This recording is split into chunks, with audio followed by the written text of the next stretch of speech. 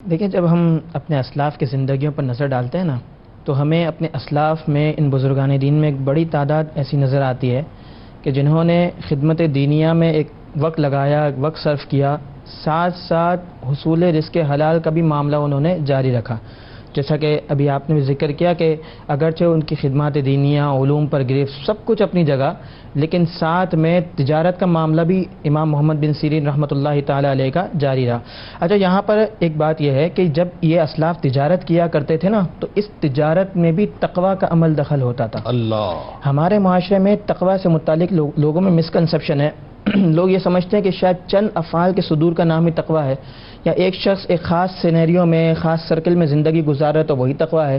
حالانکہ تقوی ہماری زندگی کے ہر شعبے میں داخل ہے۔ تو تجارت میں بھی تقوی کا بہت بڑا عمل دخل ہے، اور ان اسلاف کا تقوی تجارت میں کیسا تھا یہ پتہ چلتا ہے اس طرح کہ یہ تجارت کس غرض سے کیا کرتے تھے، مقصد کیا ہوتا تھا۔ تو ان کی تجارت کا مقصد کو یہ نہیں ہوتا تھا کہ بس ہر وقت دنیا جمع کرتے رہیں، مال جمع کرتے رہیں، کسی بھی طرح مال آ جائے، بلکہ ان کا مقصد یہ ہوتا تھا کہ تجارت کے ذریعے بھی اللہ کو راضی کیا جائے، اس کے رسول کو راضی کیا جائے۔ تجارت اس لیے کی جائے تاکہ اپنے آپ کو اور اپنے اہل و عیال کو لقمہ حرام سے بچایا جائے اور لقمہ حلال ان کے پیٹ میں داخل کیا جائے۔ سبحان اللہ۔ یہ ان احباب، ان حضرات کی تجارت میں جو ہے وہ نیت ہوا کرتی تھی۔ سبحان اللہ۔ اب امام محمد بن سیرین رحمۃ اللہ تعالی علیہ اپنے زمانے کے کپڑے کے ایک معروف تاجر تھے، اور آپ کا تجارت کا انداز کیا تھا؟ تو سیدنا ہشام بن حسان رحمہ اللہ بیان کرتے ہیں کہ آپ کی تجارت ایسی ہوا کرتی تھی کہ حرام تو بہت دور کی بات ہے، بہت بڑی بات ہے، کسی چیز میں شبہ بھی ہوتا آپ اس کو بھی ترک کر دیا کرتے تھے، صرف شک کی بنیاد پر چھوڑ دیا کرتے تھے۔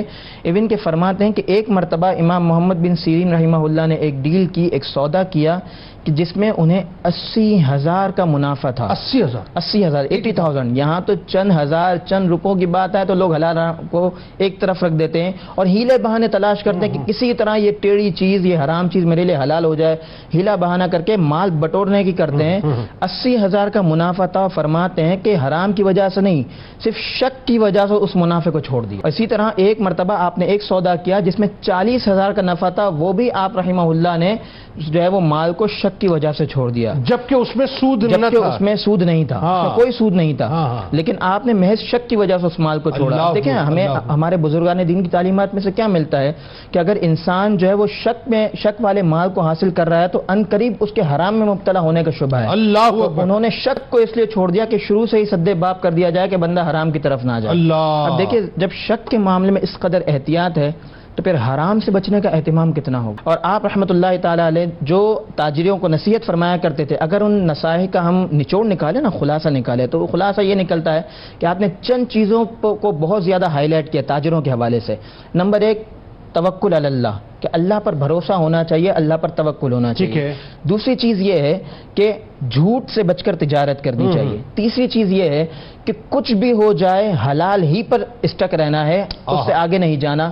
نمبر 4 یہ ہے کہ تم کچھ بھی کر لو، تم کچھ کتنا ہی زور لگا لو، تمہیں وہ نہیں مل سکتا کہ جو تمہارے مقدر میں نہیں۔ چنانچہ آپ کی ایک نصیحت جو ہے وہ نقل کی گئی، فرماتے ہیں آپ نے ایک نصیحت کرتے ہوئے تاجروں سے فرمایا کہ اللہ سے ڈرتے رہو، جو رزق حلال تمہارے مقدر میں لکھ دیا گیا ہے اس کی تلاش میں کوشش کرو، اگر حرام کو پانے کی کوشش کرو گے تب بھی اتنا ہی ملے گا جتنا تمہارے مقدر میں لکھا گیا ہے۔ اللہ اکبر۔ اب راستہ تمہارے اوپر ہے، تم جس کا چناؤ کرو۔ یہ آپ کا فرمان ہے، یہ عکاسی کرتا ہے اللہ کے رسول علیہ الصلوۃ والسلام کی اس حدیث مبارکہ کی کہ فرمایا کہ جب بچہ ماں کے پیٹ میں 4 ماہ کا ہوتا ہے تو ایک فرشتے کو بھیجا جاتا ہے، وہ اس کا رزق لکھ دیتا ہے۔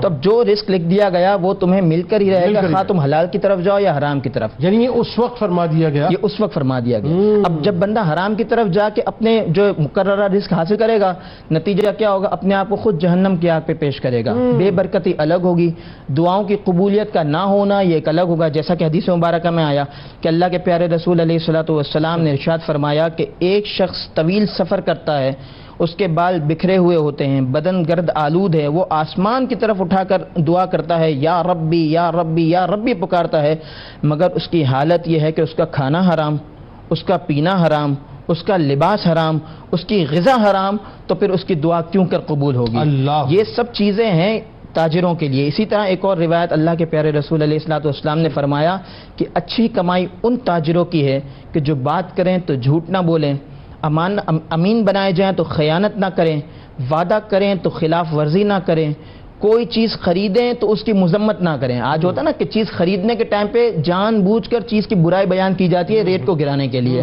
اور جب فروخت کریں تو بے جا تعریف نہ کریں, اور جب ان پر قرض ہو تو ٹال مٹول نہ کریں, اور جب کسی سے قرض وصول کرنا ہو تو اس پر تنگی نہ کریں. ان روایات کو سامنے رکھیں اور امام محمد بن سیرین رحمہ اللہ اور ہمارے اسلاف کی تجارت کو سامنے رکھیں تو ہمیں نظر آتا ہے کہ ہمارے اسلاف اس کے مطابق تجارت کیا کرتے تھے اور اسی کے مطابق جو ہے وہ چلا کرتے تھے اور اپنی